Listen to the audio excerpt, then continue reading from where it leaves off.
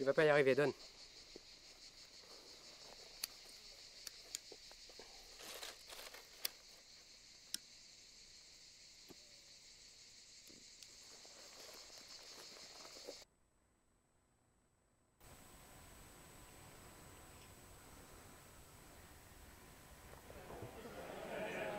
Ah, mais d'ailleurs, vous êtes allé à la Pride ou pas ce week-end du coup? Ouais, Ah ouais, ouais. ouais, grave. Bah, en vrai, non, pas trop. Enfin, tu vois, genre, j'ai un peu vu ça de loin parce que je me sens pas trop légitime d'y aller, tu sais, parce que je m'y connais pas trop et tout, donc ouais, mais ça avait l'air bien en tout cas. Ah ouais, tu t'y connais pas trop? C'est vrai. Mais attends, si tu veux, j'ai une super vidéo sur le sujet, je vais te la montrer là. Attendez, regarde. Vas-y, on voit. Genre et sexualité, de quoi on parle? Nous allons en première partie parler d'identité de genre, c'est-à-dire le ou les genres auxquels une personne s'identifie. Elle peut s'identifier femme, homme, les deux, ou ne se reconnaître ni dans l'un ni dans l'autre. Dans ce cas, on dit de cette personne qu'elle est non-binaire. L'identité de genre est à différencier du sexe biologique qui est déterminé à la naissance en fonction des organes génitaux. On dit d'une personne qu'elle est cisgenre quand ses caractéristiques sexuelles correspondent à l'identité de genre à laquelle elle s'identifie. Au contraire, une personne transgenre est une personne dont le sexe biologique diffère de son identité de genre. Aussi, certaines personnes naissent avec des caractéristiques sexuelles qui ne sont pas 100% masculines ou féminines. Il s'agit des personnes intersexes. En effet, il existe aujourd'hui un consensus scientifique selon lequel le sexe biologique n'est pas déterminé uniquement par les organes génitaux, mais aussi par les chromosomes et les hormones qui ne concordent pas systématiquement. Tout cela vient bousculer l'idée selon laquelle l'humanité se rangerait dans deux catégories distinctes, hommes-femmes. Il s'agit plus d'un spectre sur lequel chaque individu se situe. L'identité de genre et le sexe biologique sont à différencier de l'expression de genre, c'est-à-dire la manière dont une personne se présente aux autres, par ses habits, sa coupe de cheveux, sa façon de parler, de se mouvoir, etc., en accord ou non avec des normes sociétales, liées au masculin et au féminin. Abordons maintenant l'orientation sexuelle. Il s'agit du ou des genres par lesquels une personne se sent attirée. Cette attirance peut être sexuelle et ou romantique. Les homosexuels sont attirés par les personnes du même genre, lesbiennes quand il s'agit de femmes, gays quand il s'agit d'hommes. Les personnes bisexuelles par tous les genres, les hétérosexuels par les personnes du genre binaire opposé. Quant aux asexuels, elles ne ressentent pas ou peu de désir sexuel. Récapitulons. L pour lesbienne, G pour gay, B pour bisexuel, T pour transgenre, I pour intersexe. Dans le plus, on comprend les personnes asexuelles et aromantiques et les personnes queer. Les personnes LGBTI+, subissent des discriminations car elles perturbent un schéma tellement ancré qui est considéré comme universel et naturel. Ce sont des LGBTI-phobies. Ces discriminations peuvent prendre différentes formes pour trouver un travail, un logement, des insultes, etc., qui parfois menacent leur sécurité et sont punies par la loi.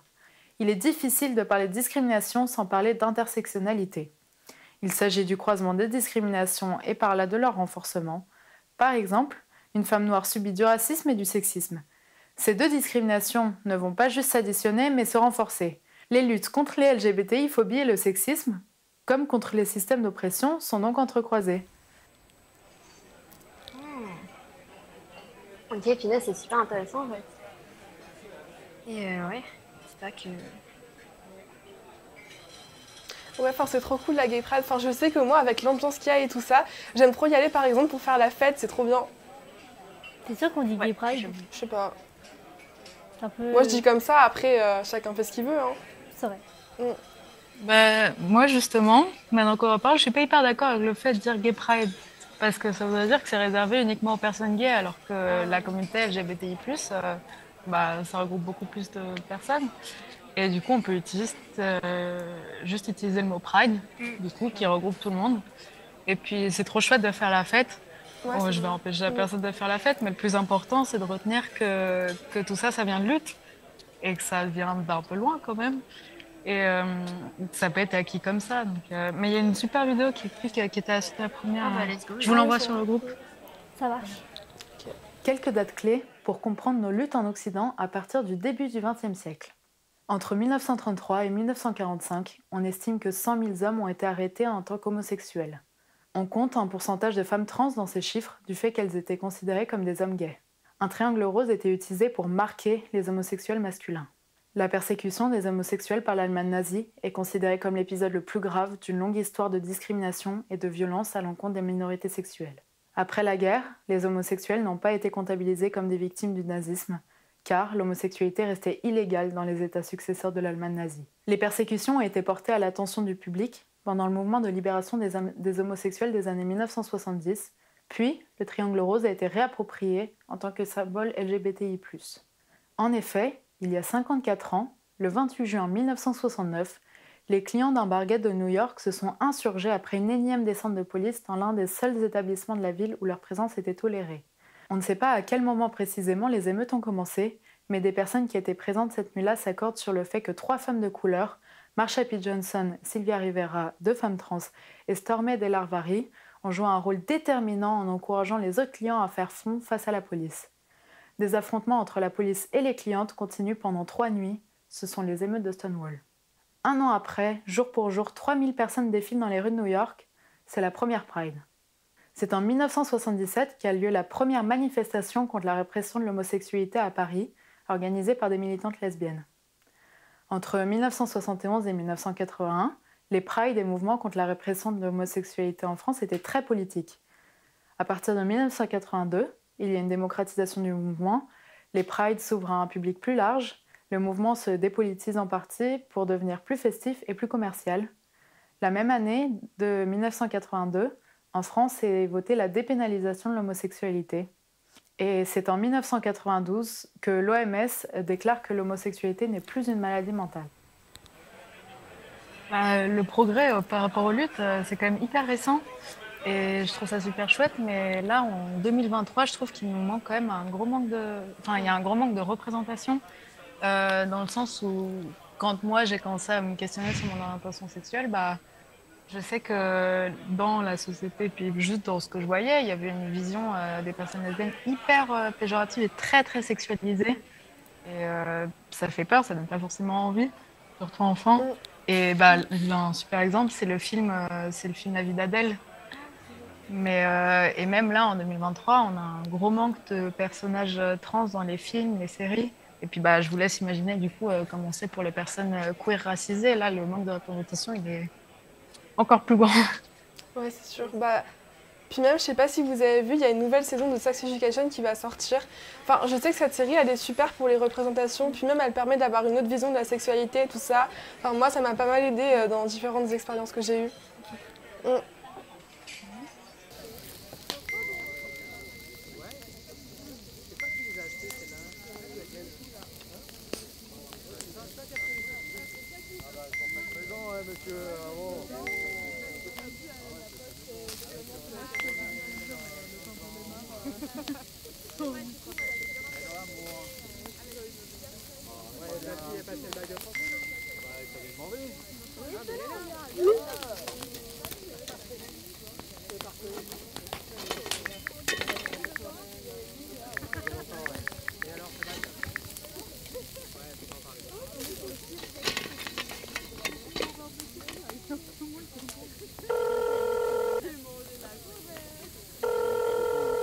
Oui, allô ?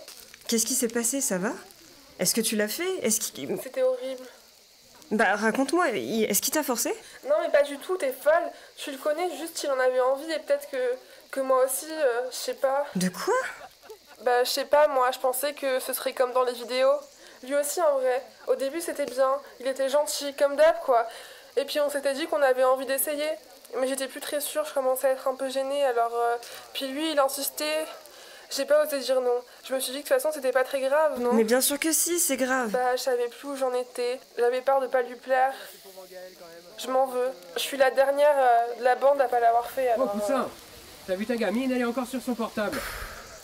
Les jeunes, tous les mêmes. Il m'a bloqué et là j'ai dit non. Il a commencé à me faire des réflexions du genre que c'était moi qui l'avais chauffé et que je pouvais pas changer d'avis. Je me suis dégagée et je suis partie. Et la suite, tu la connais. T'as bien vu sur les réseaux. Tout le monde part sur moi. Oh, t'inquiète. On se voit ce soir, comme d'hab. Là, je suis bloquée chez mon beau-père, tu sais. Je pense à toi. Petite, va chercher les bières. Tu me saoules, fais-le, toi. Oh, ça va, la mauvaise humeur. T'as tes règles ou quoi?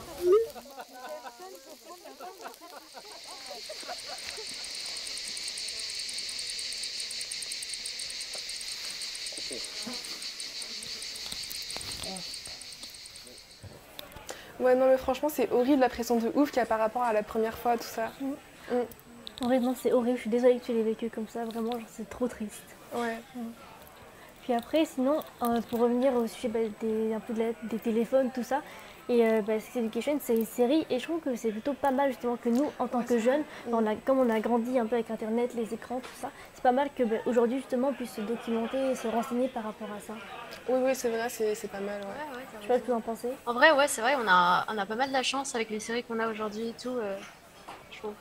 Après, en vrai, ça me fait penser, enfin, genre, ça me remet un peu en question la vision, tu sais, que j'ai de la sexualité, genre, dans une relation sexuelle, enfin, faut systématiquement qu'il y ait de la pénétration, j'ai l'impression. Et du coup, je me demande, genre, comment, en fait, qu'est-ce qui définit une première fois, comment ça se passe, en fait, les relations sexuelles, genre. Après, je suis pas d'accord avec toi. Enfin, dans un rapport sexuel, il y a de la pénétration, mais pas forcément tout le temps, à chaque fois. Par exemple, dans Sex Education, justement, dans un épisode, il y a Ola et Lily, ce sont deux jeunes femmes. Et après, elles prennent du plaisir, mais chacune de leur côté. Et du coup, je trouve que c'était sympa que cette série, elle ait abordé ce sujet-là. Ce sujet-là, parce que nous, on n'en parle pas beaucoup entre nous. Et du coup, je trouve ça sympa qu'il ait abordé dans cette série, justement. Ouais. Je trouve que moi, comment je définirais une relation sexuelle, c'est que c'est hyper subjectif à chacun et chacune. Et c'est hyper important de se l'approprier. Tant que tout le monde est consentant, c'est ce qui compte. Et puis, par exemple, ce qu'on appelle les préliminaires, souvent, c'est considéré comme quelque chose à part d'une relation sexuelle, alors qu'en vrai, c'est une relation en tant que telle. Ok, ouais, c'est très subjectif. Puis même, je sais pas si vous connaissez le planning familial, ils font pas mal d'interventions à la sexualité, tout ça. Et puis genre, c'est un endroit vraiment super ouvert à tout le monde, où tu peux te renseigner, genre c'est anonyme, c'est gratuit, c'est vraiment super. Hein. Ok, super intéressant en vrai, mais c'est trop cool tout ce que vous dites, mais genre comment vous faites pour connaître tout ça, genre est-ce que vous avez un truc ressources et tout pour se documenter peut-être, je sais pas. Ouais, justement. Oui. Tu vois, on a un Padlet et du coup, je vous l'enverrai tout à l'heure sur le lien, je le mettrai, je vais le retrouver et je te l'enverrai. Franchement, c'est super, il est super complet, c'est trop bien. Trop bien. Alors, ça discute bien avec ton copain? Copine, tonton, c'est ma copine. Ah, cool. Mais qui c'est qui fait l'homme dans le couple? Non mais tonton, tu dis n'importe quoi. Bah quoi, t'es gay, du coup, comment tu vas faire pour avoir des enfants? Faut bien un père et une mère, non? Bah non, pas forcément, tu sais.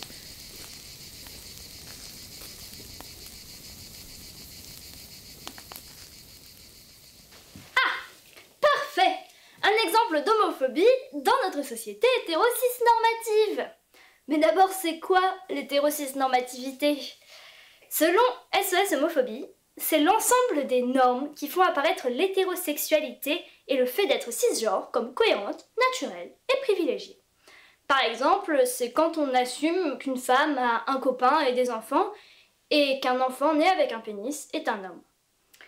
D'ailleurs, en parlant des normes de notre société, on part aussi du principe qu'une famille sera naturellement composée d'une maman, d'un papa et d'enfants, alors qu'aujourd'hui, une famille sur 4 est monoparentale. D'ailleurs, il existe énormément de façons différentes d'envisager la parentalité qui s'inventent et se réinventent dans des familles cis-hétéros comme dans des familles LGBTI+. En fait, pour en parler vraiment, il faudrait un roman.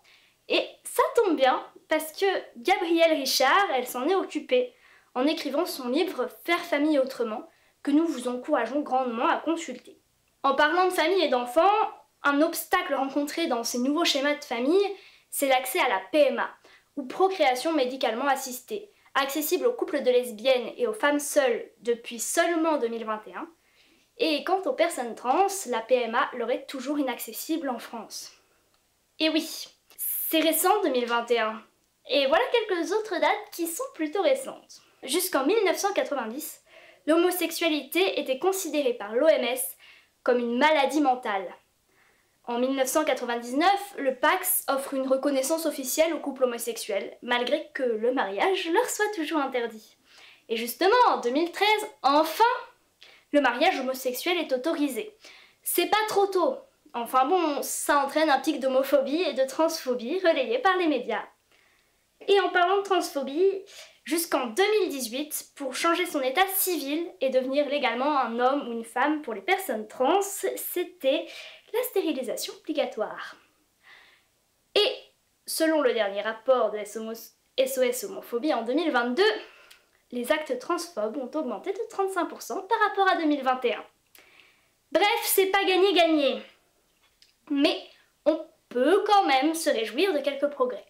En Colombie, un mariage entre 3 hommes gays a été célébré en 2017. Au Népal, le mariage homosexuel vient d'être légalisé en 2023. En Espagne, l'accès à la PMA pour les personnes trans est légalisé en 2021. Tout à l'heure, on parlait de Sex Education qui est sorti en 2019, de ces représentations un peu récentes. Puis je réfléchissais aux dates et je me suis dit, on est en 2023 et en fait, il y a tout pile 10 ans, c'était 2013, c'était la légalisation du mariage pour tous. Ah, purée, en France en tout cas. Et je sais pas, je me suis dit, ça fait 10 ans et ça paraît pas tant que ça, 10 ans. Ouais, clair, c'est vraiment hyper proche. On dirait que c'était hier, ouais, j'avoue. C'est vrai, de fou. D'ailleurs, en 2021, ils ont légalisé la PMA pour tous et tous. Genre, c'est trop cool que... Ouais, c'est enfin ouvert à tout le monde et tout ça. Genre, c'est trop bien, en vrai. C'est trop cool que ce soit ouvert à plus de monde, mais en vrai, elle n'est pas ouverte à tous encore. Ah ouais. En France, elle n'est pas encore ouverte aux personnes trans. Et ce qui est quand même un gros frein pour beaucoup de personnes. Oui, c'est vrai. Non, mais t'as raison. Enfin, en fait, ce que tu me dis, ça me fait penser à... Je sais pas si vous connaissez la série Océan. Ouais, ça me dit quelque Non, chose. du tout, tu connais Vas-y, pas. je vous l'explique vite fait, mais en gros, genre, dans cette série documentaire, le sujet de coparentalité est abordé, c'est un des sujets abordés, et du coup, ça raconte donc, genre, Océan et Sophie-Marie Laroui, je crois, donc les deux personnages qui sont meilleurs potes, en fait, et ils vont essayer de se renseigner pour devenir coparents, et en fait, du coup, en France, finalement, Océan en fait, c'est pas trop possible pour lui qui est un mec trans, du coup, de porter l'enfant. Enfin, c'est un peu... Ouais, c'est sûr, ça doit être compliqué. Hein. Non. Oui, mais moi, je me posais la question, comment est-ce que ça peut changer le parcours d'une personne d'avoir 2 parents du même genre Moi, je pense que ça m'aurait un peu facilité la chose, juste de me dire d'avoir la représentation directe, en fait. Ouais.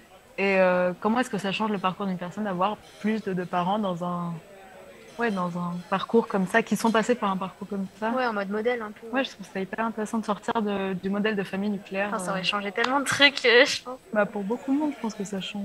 C'est pas faux. Et d'ailleurs, Nina, ça fait écho à quelqu'un dans mon entourage qui pense exactement comme toi, qui m'a dit qu'il aurait préféré aussi avoir 2 parents du même genre.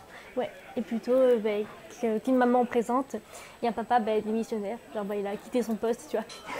Il avait une petite lettre, il a fait non, c'est bon, pas pour moi. Mais après, tant pour un sujet plus sérieux, on a parlé des stéréotypes et franchement, ce serait bien que dans nos sociétés actuelles, il en existe genre plus du tout, genre les effacer ou même pourquoi pas genre les brûler. C'est ça, abat les stéréotypes en fait. Exactement, genre.